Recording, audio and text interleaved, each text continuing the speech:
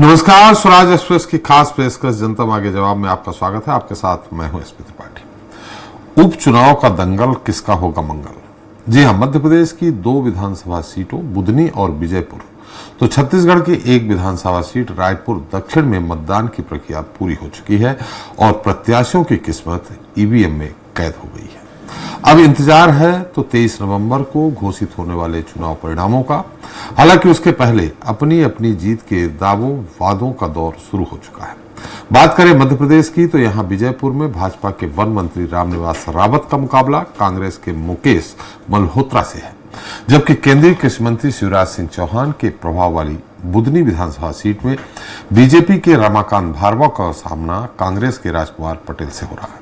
Budhni seat पर जीत हासिल करके जहां भाजपा अपने अभेद किले को बचाए रखने की जद्दोजहद में है, तो वहीं कांग्रेस विजयपुर सीट पर कब्जा बनाए रखने के लिए पूरा दमखम लगा रही है। इस पर चर्चा करेंगे, लेकिन पहले बात करेंगे छत्तीसगढ़ की, जहां रायपुर दक्षिण विधानसभा सीट का सियासी दंगल दिलचस्प मोड़ पर पहुंच चुका है, जहां चुनावी मैदान में कुल 30 प्रत्याशी अपना दमखम दिखा रहे हैं, मगर मुख्य मुकाबला बीजेपी प्रत्याशी सुनील सोनी और कांग्रेस प्रत्याशी आकाश शर्मा के बीच है।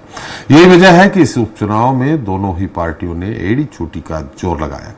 हालांकि 23 नवंबर को चुनाव नतीजे सामने आने के बाद ही तस्वीर पूरी तरह साफ हो जाएगी कि दक्षिण के सियासी रण में जनता ने किसका राज तिलक किया। लेकिन उसके पहले ही कांग्रेस और बीजेपी अपनी अपनी जीत को लेकर पूरी तरह से अस्वस्थ नजर आ रहे हैं। ऐसे में आज चर्चा कमल करेगा कमाल या पंजा बचाएगा धमाल के इसी मुद्दे पर।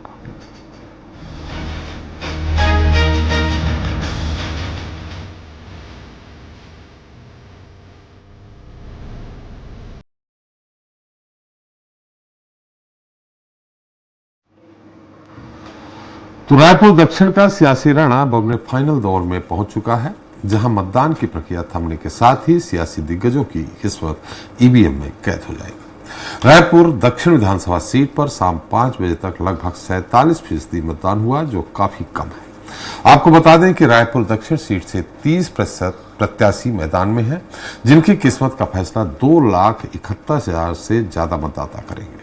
साल भर पहले हुए उपचुनाव में भाजपा के बृजमोहन अग्रवाल ने ये सीट रिकॉर्ड मतों से जीती थी। ऐसे में भाजपा खासकर बृजमोहन अग्रवाल के लिए रायपुर दक्षिण सीट प्रतिष्ठा वाली सीट बन गई है। तो दूसरी तरफ कांग्रेस किसी भी हाल में ये सीट अपने नाम कर इतिहास बदलने की कोशिश में है। इस पर चर्चा करेंगे, लेकिन देख लेते हैं हमारी पहले खास रिपोर्ट। कमल करेगा कमाल या पंजा मचाएगा धमाल। जी हां, रायपुर दक्षिण का सियासी रण अपने फाइनल दौर में पहुंच चुका है, जहां मतदान की प्रक्रिया थमने के साथ ही सियासी दिग्गजों की किस्मत ईवीएम में कैद हो गई है। अब इंतजार है 23 नवंबर को सामने आने वाले परिणामों का, जिसके बाद ही तस्वीर पूरी तरह साफ हो पाएगी। चुनाव आयोग के आंकड़ों के मुताबिक रायपुर दक्षिण विधानसभा सीट में शाम 5 बजे तक 47% मतदान हुआ। मतदाताओं में इस बार चुनाव को लेकर पहले जैसा उत्साह नहीं दिखा। उधर मतदान के दौरान कई जगहों पर छुटपुट विवाद की खबरें भी सामने आईं। नया पारा पोलिंग बूथ पर करीब खड़े होने को लेकर भाजपा कांग्रेस कार्यकर्ताओं में बहस हो गई, जिसके बाद पुलिस ने दोनों ही पार्टी के कार्यकर्ताओं को वहां से हटा दिया। रायपुर के भटगांव स्थित मतदान केंद्र के बाहर भी बीजेपी कार्यकर्ता और पुलिस कर्मियों के बीच झड़प हो गई। विवाद, नारेबाजी और मतदान केंद्र के बाहर हंगामा करने की बात को लेकर हुआ था। वहीं बीजेपी और कांग्रेस के कार्यकर्ताओं के बीच भी जमकर बहस हुई। दिलीप साहू, स्वराज एक्सप्रेस, रायपुर। तो इस मुद्दे पर चर्चा करने के लिए हमारे साथ मौजूद हैं खास मेहमान हैं के एस चौहान साहब हैं, बीजेपी प्रवक्ता हैं, सत्यप्रकाश सिंह जी हैं, कांग्रेस प्रवक्ता हैं, रामअवतार तिवारी जी हैं, वरिष्ठ पत्रकार हमारे साथ, Ajay Tripathi executive editor Swaraj express. आप सभी का हमारे इस खास कार्यक्रम में बहुत बहुत स्वागत है। चौहान साहब, निश्चित तौर पर मेरी आवाज आ रही है आपको? जी आ रही। आप 100% जीत रहे हैं, ये आपका दावा होगा ही निश्चित तौर पर एक मेरा भी दावा है कि जीत का अंतर जो 2023 नवंबर में रहा, वो जीत का अंतर कम होगा। अब आप ही बता दीजिए क्यों कम होगा। देखिए, पहले पिछली 8 बार से जी भारतीय जनता पार्टी इस सीट को जीतते हुए आई जी, और आप इतने वरिष्ठ पत्रकार हैं कि आपको ये भी अंदाजा होगा कि सिर्फ और सिर्फ प्रत्याशी के कारण 8 बार कोई भी सीट जीती नहीं जा सकती जब तक वहां के जो आवाम है, जो जनता है, वो सपोर्ट नहीं करती है उस चीज को, भारतीय जनता पार्टी को या किसी अन्य पार्टी को, तो ऐसा संभव नहीं हो पाता है।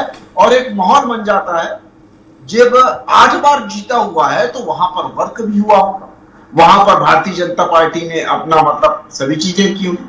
25,000, उसके बाद 34,000 से जीता गया, उसके बाद 17,000 से भी जीता गया, ऐसा नहीं बोल रहा हूं। उसके बाद 67,000 से भी जीता गया पिछली बार। और त्रिपाठी जी 67,000 के बाद जब उसके बाद लोकसभा का चुनाव आता है तो लोकसभा के चुनाव में 80,000 का डिफरेंस रहता है दक्षिण की सीट में। 80,000, 89,000 कि 80,000? 80,000। अच्छा जी, हाँ, अब मैं ये बता दूं आपको कि जब 80,000 का डिफरेंस रहता है और उसके बाद ये जो हमारे प्रत्याशी हैं, ये कोई नए चेहरे नहीं है जी। ये पार्षद रह चुके हैं वहां से, ये महापौर रह चुके हैं, ये पूर्व सांसद रह चुके हैं, ये छात्र संघ के अध्यक्ष रह चुके हैं, ये आरडीए के अध्यक्ष रह चुके हैं। तो इतनी सारी उपलब्धियों के बाद ये वहां पहुंचे हैं जी। और सभी लोग इनकी कार्यशैली के भली भांति जानते हैं। इतनी बार जनप्रतिनिधि बनाया गया सुनील सोनी जी को, और उसके बाद ही तो भारतीय जनता पार्टी ने फिर से विश्वास जता के सभी चीजें की। अब ये बताइए कि मेरा तो दावा यह है कि सिर्फ हम जीत नहीं रहे, मेरा तो यह दावा है कि 2023 में जो चुनाव हुआ हमारा, उससे ज्यादा मतों से हम लोग जीतेंगे। नहीं, मैंने तो दावा किया है, मैंने दावा किया है कि आपके जीत का अंतर कम होगा ही। एक उसका महत्वपूर्ण कारण क्या है मालूम है जी त्रिपाठी जी? एक महत्वपूर्ण कारण क्या है, वो ये है कि जनता जो होती है वो बहुत समझदार जी, और वो किसी पार्टी के पक्ष में बाद में रहती है, पहले अपने पक्ष में रहती है। वो ये देखती है कि हमारा भला किसमें है। निश्चित तौर पे जब आप केंद्र की सरकार में आप हैं, जब आप राज्य सरकार में आप हैं, तो कौन चाहेगा कि हमारा जो विधायक है, हमारा जनप्रतिनिधि हमारे यहां का है, वो दूसरी पार्टी से आए, जबकि दूसरी पार्टी से जाके कोई सत्ता परिवर्तन तो होने वाला नहीं है, कोई रिजल्ट तो आने वाला नहीं है जी। तो इतनी बुद्धि जो है, और सबसे मेन बात यह है कि जब एक ग्रामीण और शहरी जब इलाके में हम जाते हैं तो शहरी इलाके वाले ये सभी चीजें देखते हैं कि एक्चुअल में हमारी भलाई कहां पर है। तो आप ये सबसे बड़ा कारण है, और इससे सत्ता परिवर्तन तो होने वाला नहीं है। चलिए, ये कारण तो है ही चौहान साहब। एक बड़ा कारण है जो आपसे चूक रहे हैं, जो हम दावा कर रहे हैं आपसे कि आपका जीत का हार का अंतर कम होगा ही। 2023 नवंबर में 60% वोटिंग हुई थी, लोकसभा में 61% वोटिंग हुई थी, जो जीत हार का अंतर आप 80,000 और 67,000 बता रहे हैं। इस बार मात्र 50% वोटिंग हुई है। तो इसका अगर एक मोटा अनुमान लगाएं तो 10% मतदाता लगभग आपका जो समर्थक रहा है बृजमोहन अग्रवाल जी के लिए, वो निष्क्रिय हो गया, वो वोट डालने नहीं पहुंचा। ये आपकी ही कमी होगी, आपके ही वोट कटेंगे। इसलिए मैं दावा कर रहा हूं कि इस बार जीत का अंतर आपका कम होगा ही। हालांकि सत्यप्रकाश जी बाद में बताएंगे कि वो जीतेंगे कि आप जीतेंगे। जी चौहान साहब, मैं ये बोल रहा हूं त्रिपाठी जी, आप मुझे ये बताइए कि ये कैसे फर्क पड़ जाता है कि 10% जो कम हुई है वोट, वो भारतीय जनता पार्टी की वोट कम हुई है। ये भी तो हो सकता है कि जो कोर वोटर्स हैं, कौन, कांग्रेस पार्टी के या कोई अन्य पार्टी के, जब उनको ये पता है कि हमारा वोट जाने के बाद भी हम वोट डाल के भी आएंगे तो कोई परिवर्तन तो होने वाला नहीं है जी। तो ये भी तो हो सकता है कि वहां उनके जो वोटर्स हैं वो कम आए हों। चलिए, ये हो सकता है ना। इसमें मैं आपकी राय थोड़ा सा मैं बहुत नहीं मानूंगा, क्योंकि चावल की हांडी में एक ही दो चावल देखे जाते हैं, नीचे तक नहीं निकाला जाता है। हमने दो विधानसभा में जो वोटिंग परसेंटेज रहा, लोकसभा में जो वोटिंग परसेंटेज रहा वो 60 और 61 रहा, इस बार वोटिंग परसेंटेज 50% रहा। और जैसा कि आपने कहा कि बिल्कुल सरकार गिरने और बनने का कोई फर्क नहीं पड़ता है, इसीलिए माना जाता है कि आम चुनाव में जो उपचुनाव होते हैं वो सत्ताधारी दल के तरफ उसके परिणाम जाते हैं। अब जाएंगे कि नहीं जाएंगे सत्यप्रकाश जी बताएंगे। सत्यप्रकाश जी युवा तरुणाई लेकर के आए हैं और उसी के आधार पर वो कह रहे हैं कि हम जीतेंगे ही, लेकिन युवा मतदाता कितने होंगे सत्यप्रकाश जी जिसके आधार पर आप दावा करते हैं कि हम जीतेंगे?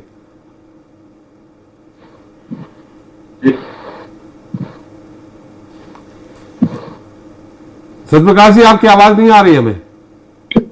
ये आ रही है जी, तकनीकी दिक्कत। मेरा सवाल सुन लिया था आपने? नहीं सुन पाया था मैं, तकनीकी दिक्कत। अभी भी थोड़ी सी दिक्कत है, हमें लगता है कि आपके स्काइप पे अगर स्पीकर आप पास में रखेंगे तो ज्यादा बेहतर होगा। सत्यप्रकाश जी, चौहान साहब ने दावा किया है पूरी तरह से जीतेंगे ही। मैंने भी कहा मैं आप जीतते थे, लेकिन मैंने उनसे ये कहा कि आपकी जीत का अंतर कम होगा ही, ये मेरा भी दावा है। हालांकि मैं पत्रकार हूं, मुझे इसमें नहीं पढ़ना चाहिए इसके बीच में, लेकिन वोटिंग परसेंटेज जो कम हुआ है 60%, 61% लोकसभा विधानसभा 23 के उसमें हुआ, और इस बार वोटिंग परसेंटेज 50%। अभी पहुंचा कि नहीं पहुंचा, अभी 48% तक की खबर है हमारे पास।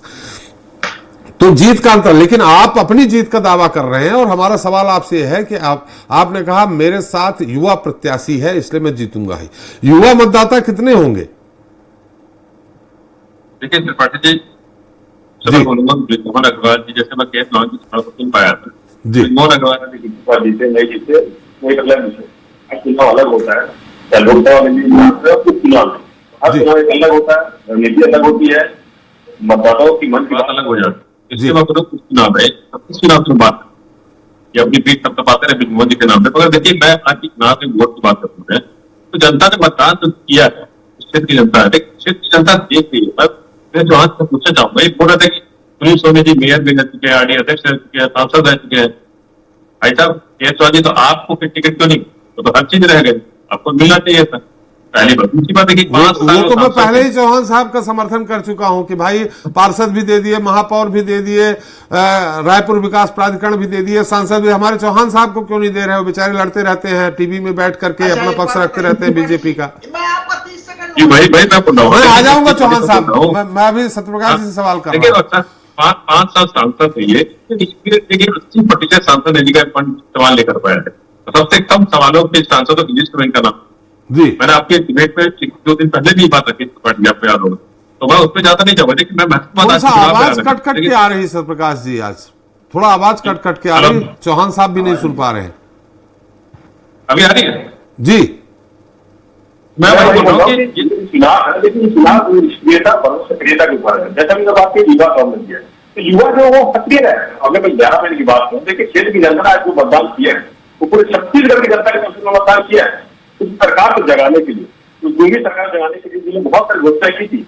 उस महिलाओं ने वोट दिया जो महंगाई बंधन का लाभ नहीं ले पा रही है। तो 1,36,000 महिलाएं उस क्षेत्र में है, मगर मात्र 14-15,000 महिला को उसका लाभ मिला। तो मतदाताओं ने इसलिए मतदान किया कि हमको उसका लाभ क्यों नहीं मिलता है। आपने तो बोला मुख्यमंत्री की धर्मपत्नी को देंगे, और हम जो गरीब है, मजदूर है, हमको इसका लाभ क्यों नहीं मिल रहा है? उन माताओं ने दिया, तो माताओं ने आज मतदान किया है। जो बोल रहे कि आपने कोई सत्यप्रकाश जी, आपकी आवाज हमारे दर्शक तक ढंग से नहीं पहुंच पा रही। मैं अपने तकनीकी टीम से बोलूंगा कि थोड़ा सा एक बार ठीक करें। एक बार रामवतार तिवारी जी के पास जाते हैं, जब तक वो ठीक करेंगे आपसे फिर से कनेक्ट करेंगे आपको, मैं आपके पास आ जाऊंगा। तिवारी जी, मतदान हो गए हैं, किस्मत ईवीएम में कैद हो गई है, कितना जादू चलेगा? देखिए 90 से अगर करें, पहले रायपुर, फिर 2008 के बाद रायपुर दक्षिण विधानसभा, ब्रिजमोहन जी अजय रहे हैं, और ब्रिजमोहन जी की ही प्रतिष्ठा इस बार भी दांव पे लगी हुई है, क्योंकि उन्होंने सुरेश सोनी जी को टिकट दिलवाया। अब क्या लगता है आपको, जीत का अंतर कम, हम जैसा कि हमने कहा कि 50% मात्र वोटिंग हुई है, तो जीत का अंतर कम होगा ही। ये वोटिंग परसेंटेज क्यों कम हुआ तिवारी जी, जबकि उपचुनाव में वोटिंग परसेंटेज और बढ़ जाता है?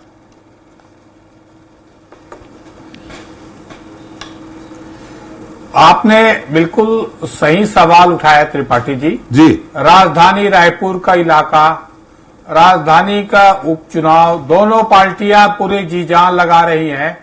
उसके बाद मतदान कम होना, ये बहुत बड़ा संकेत है जी। और इन नेताओं के कार्यप्रणाली काम कर प्रश्न चिन्ह लगा रहे हैं जी कि ये जिस तरह से राजनीतिक दल सक्रिय थे, राजनीतिक दल लगातार पूरा ताकत झोंक दिए, संसाधनों का उपयोग किया गया जी, उसके बावजूद भी जनता की भागीदारी क्यों नहीं बढ़ी?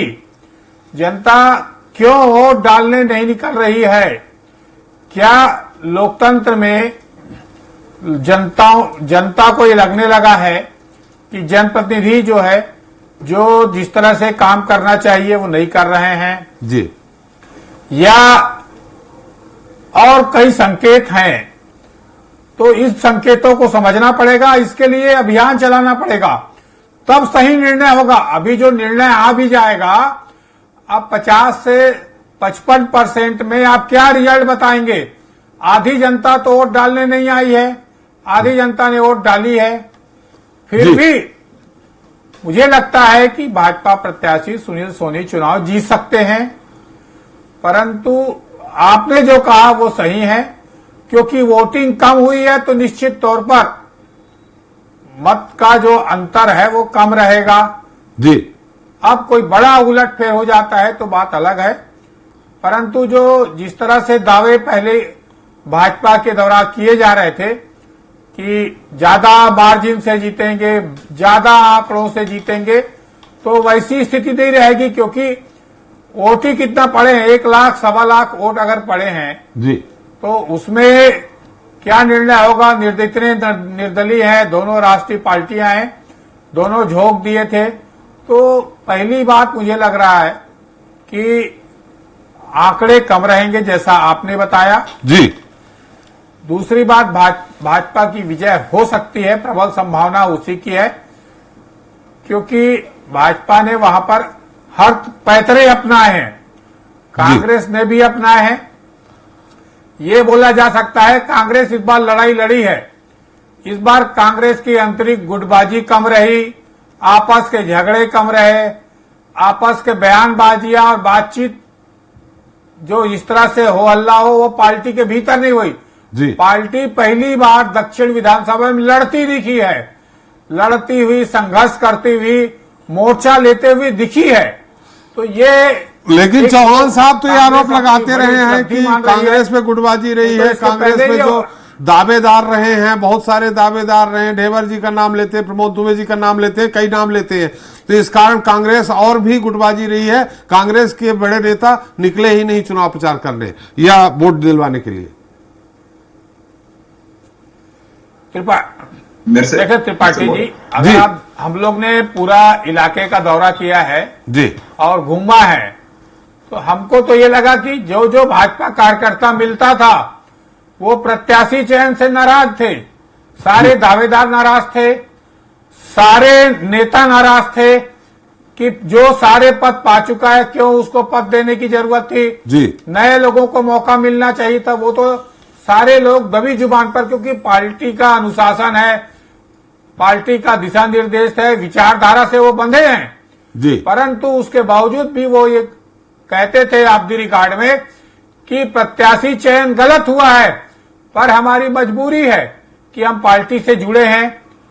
जो उस तरह मन से जुड़ना चाहिए था, जिस उत्साह से जुड़ना चाहिए था, वो उत्साह भाजपा कार्यकर्ताओं में नहीं दिखा है। जी जी, ये बड़ा एक सवाल है।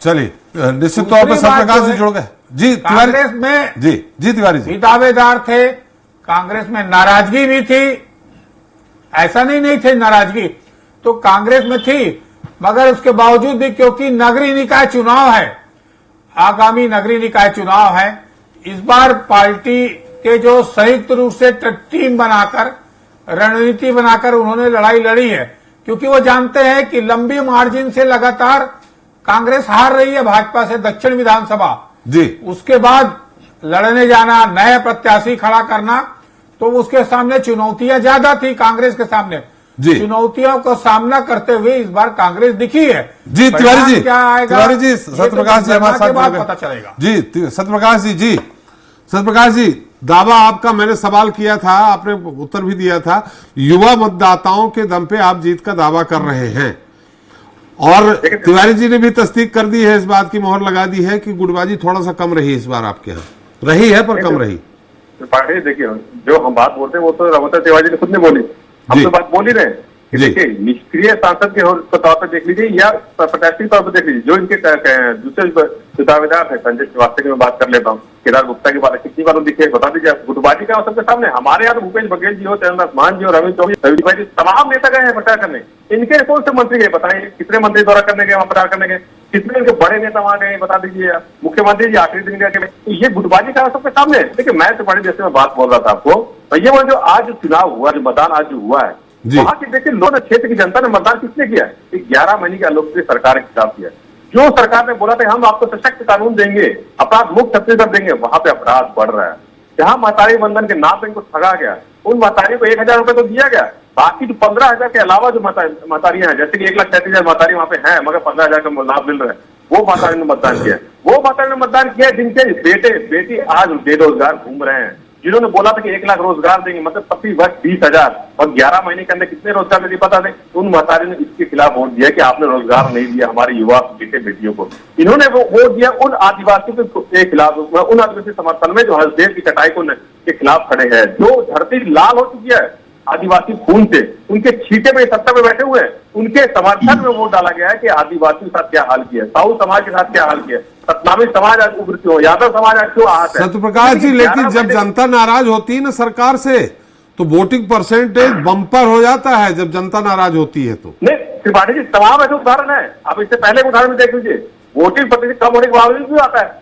वही तो मैं बोलना चाह रहा हूँ, निष्क्रियता सबसे महत्वपूर्ण। देखिए, आपने जैसे रामचंद्र तिवारी की बात सुनी, उनके नेता या उनके कार्यकर्ता, मेरे पास तमाम ऐसी चीजें हैं, मैंने एक दिन और आपके डिबेट में बताया था कि इनके कार्यकर्ता ट्वीट कर रहे हैं कि सात बहु का खेल कर रहा है, हम दरी बिछाते रह जाएंगे। मैं उसमें बहुत सारी विस्तृत आपको बता दूंगा, इसलिए बोल रहा हूँ, इनके कार्यकर्ता अगर नहीं निकलेंगे तो वोटिंग प्रतिशत वैसे भी कम होगा। इनके लोग अगर मतदाताओं के पास नहीं जाएंगे, बाहर निकलवाएंगे, तो वोट प्रतिशत कम होगा। ये दिख रहा है ना, इससे भी कम हो सकता है। इससे बोला कम होना है या ज्यादा होना, ये नहीं दिखाता कि सत्ता पक्ष के खिलाफ है, उसके खिलाफ है, या उसके साथ है या नहीं साथ है। जैसे मैंने आपको एक दिन और बताया था, विपक्ष में रहते हुए भी 2 सीटें हमने जीती थी, तो ये वही है, वही चुनाव, इस तरह के ये भी चुनाव। 11 महीने के अंदर इस छत्तीसगढ़ को क्या बना दिया आपने। रायपुर में मर्डर हो रहे, बलात्कार हो रहे, वही भाटागांव बस स्टैंड जो दक्षिण में ही आता है, वहां बलात्कार हो रहा है, आदिवासी छात्र की हत्या हो जाती है, आदिवासी मुख्यमंत्री होते हुए आदिवासी कानून व्यवस्था पे आप बात कर रहे हैं सत्यप्रकाश जी, आप चुनाव के लेके कोई बात नहीं कर रहे हैं। ये चुनाव की मैंने बात बताया ना कि मतदान किसने हुआ है, जनता ने किसने वोट डाला। वोटिंग परसेंटेज कम हुआ है, क्या कारण मानते हैं आप? मैं कारण बताया ना आपको, वोटिंग परसेंटेज इससे भी कम हो सकता है कि इनके खुद के कार्यकर्ता वोट डालने नहीं गए, इनके खुद के लोग वोट डालने नहीं गए। जैसा रामचंद्र तिवारी बता रहे, इनके प्रत्याशी के खिलाफ इनके कार्यकर्ता खुद है, इनके नेता खुद है, वो काम कर ही नहीं रहे, तो वोटिंग प्रतिशत तो वैसे भी कम होगा ना। इनके नेता नहीं देंगे। देखिए, जो कोर वोटर होता है वो अगर किसी पार्टी का तो उसी को देगा, या तो नहीं देता है।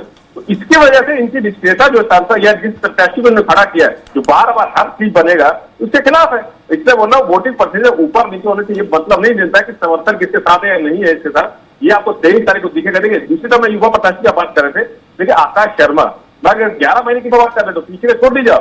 11 महीने में आकाश शर्मा सड़क पे दिखा है, 11 महीने में आकाश शर्मा लड़ता हुआ दिखा रोजगार के लिए, 11 महीने में दिखा उस दक्षिण क्षेत्र जो सबसे ज्यादा नशाखोरी हो रही उसके लिए, 11 महीने में खड़ा हुआ है वो आदिवासियों के लिए, साहू समाज के लिए, सतनामी समाज के लिए। तो ये आकाश शर्मा खड़ा रहा है। सोनी जी की बात करें, सोनी जी की बात कर रहे तो मैं 5 साल सांसद थे, 5 काम गिरा दिए, कौन से बड़े काम इन्होंने किए। कोरोना काल में कहां थे बता दे, कोरोना काल में दिखे नहीं थे, एसी रूम में बैठे रहते थे। ये 5 साल निष्क्रियता की वजह से इनके खुद के नेता, चाहे केंद्र के हो प्रदेश के हो, इनकी टिकट क्यों नहीं वापस दी, इनकी टिकट क्यों काटेगी? अगर इतना जनता का प्यार था, जनता का समर्थन था, तो क्यों टिकट काटेगी? निष्क्रियता का सत्यप्रकाश जी पूछ लेता हूं, चौहान साहब काफी देर से कुछ कहना चाह रहे हैं, क्यों टिकट काटेगी चौहान साहब? और इसके पहले सत्यप्रकाश जी कुछ कह रहे हैं तो आप बार बार कह रहे थे, और जो सामने आ रही बात कि वोटिंग परसेंटेज कम होना आपके लिए नुकसानदायक, मतलब सरकार जिसकी सरकार रहती है, अगर वोटिंग परसेंटेज बढ़ता तो निश्चित में माना जाता है कि सरकार के अगेंस्ट में है, जनता नाराज है, इसलिए वोटिंग परसेंटेज बदलने के रूप में जा रही। और सबसे बड़ी सोनी जी ही क्यों अकेले, आप क्यों नहीं, जो हम बार बार सवाल कर रहे हैं। बिल्कुल बिल्कुल, बहुत बहुत अच्छा प्रश्न जी, कि हम क्यों नहीं जी। बिल्कुल इसलिए क्योंकि सोनी जी वहां पर अभी आज की डेट में जो सबसे ज्यादा कॉम्पिटेटिव पर्सन होगा, जो विनिबिलिटी जिसके पास ज्यादा होगी, वो सोनी जी है। जी सोनी जी वो है जो हर बार चुनाव जीतते हुए आए हैं। जी सोनी जी वो है कि उनके खिलाफ कोई भी धरना प्रदर्शन नहीं दिया गया। सोनी जी वो है कि वो लगातार जब से राजनीति के क्षेत्र में आए हैं वो पायदान अपना बढ़ाते हुए ही आए हैं। सोनी सत्यप्रकाश जी ये आरोप है लगा रहे हैं कि अपनी जो उनको सांसद निधि जन कल्याण कार्य के लिए मिली थी उसमें 80% नहीं खर्च कर पाए। हाँ? क्या बोले 80? जो सांसदों को विकास कार्यों के लिए जो निधि आवंटित की जाती है उसमें से 80% निधि उनकी वापस चली गई, उन्होंने खर्च ही नहीं किया। तो आप लोग सोए हुए थे उस समय, लोकसभा जब चुनाव हो रहा था, तो ऐसी तो कोई बात नहीं आई, ना हमने कोई विज्ञप्ति देखी, ना कुछ देखा। आप लोग कहा ये तो टिकट क्यों कथा। अरे सुनिए अगर आप काम कर लेते तो पैसा खर्चा कर लेते, बीच में कुछ नहीं काम कर बोला, तो टिकट नहीं करती। मैं आपके बीच में कुछ नहीं बोला, आप मत बोलिए ना भाई। मैं ये बोल रहा हूं कि वहां पर जीत जो होती है, आप पिछले 5 साल के लोकसभा का रिकॉर्ड देख लीजिए त्रिपाठी जी, लोकसभा का, तो आपको ये पता चल जाएगा। ये बोल रहे हैं ना कि बृजमोहन अग्रवाल जी ही जीतते हैं, तो लोकसभा में तो दूसरे प्रत्याशी रहे हैं हमेशा। तो लोकसभा में भी दक्षिण हमेशा जीतता रहा है 35,000 प्लस वोटों से, 35,000 प्लस वोटों से जी। तो ये क्या कारण था? ये कारण ये था कि भारतीय जनता पार्टी वहां पर जो कार्य कर रही थी उसके लिए, दूसरी नॉन चेहरा है हमारा सुनील सोनी जी इसलिए, और उसके बाद एकजुटता है हमारी पार्टी में इसलिए, उसके बाद जो ट्रेंड है वहां पर जो 34 साल से दक्षिण भले लोकसभा हो भले विधानसभा हो वो प्लस ही रहा है 34 सालों से, ये उसका ट्रेंड है। और इस वजह, और अभी आज की डेट में जो सबसे ज्यादा महत्वपूर्ण कारण है वोट ऑफ परसेंटेज कम होने का, वो वोटिंग ऑफ परसेंटेज कम होने का, वो ये है कि सबको परिणाम पता है कि भारतीय जनता पार्टी जीत रही है। इस वजह से हो सकता है कि भारतीय जनता पार्टी के लोग भी वहां पर वोट देने। चौहान साहब बात आ गई, थोड़ा सा सत्यप्रकाश जी का भी टाइम है, फिर हमारे अजय त्रिपाठी जी की इसमें टिप्पणी लेंगे। सत्यप्रकाश जी थोड़ा संक्षेप में, समय कम है। जी जितने संक्षेप में बोलूंगा त्रिपाठी जी, देखिए अभी के चौहान जी बोलते एक धरना प्रदर्शन नहीं हुआ, रमावती तिवारी बैठे कोरोना काल में, उनका जो निवास वहां घिराव हुआ, आम जनता ने खराब किया था, कोई राजनीतिक दल ने नहीं किया था। ट्रेनें जो कहना हो रही है उसमें किया था। अब इसे बोलो ना, गरीब जनता अपने हक के लिए जो सांसद निधि से मिलता गरीब जनता को वो नहीं मिला था, उसके लिए घिराव किया था।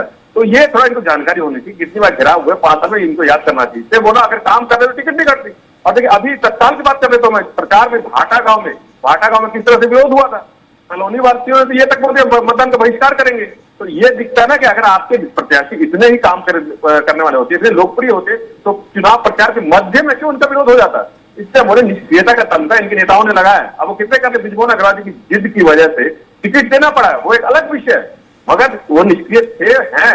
और इससे वो देखिए जहां तक हमारी बात है, मतदान हो चुका है, यहाँ की क्षेत्र की जनता ने अपना मन बना लिया कि हमको निष्क्रिय नहीं चाहिए, हमको काम करने वाला चाहिए, हमको वैसा युवा चाहिए जो हमारे लिए खड़े रहे, हमारे सुख दुख में खड़े रहे। ये ना रहे कि भाई आप भूल गए हमको, 5 साल कहां थे हमको तो याद भी नहीं है, हमको प्रदर्शन करना पड़ रहा है। इससे बोलो त्रिपाठी जी मन बन गया है, 23 तारीख को आपको नतीजे दिखेंगे।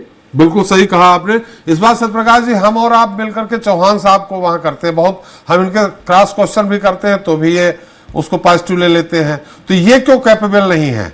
सोनी जी की जगह इनके खिलाफ भी तो धरना प्रदर्शन कुछ नहीं हुआ है आज तक।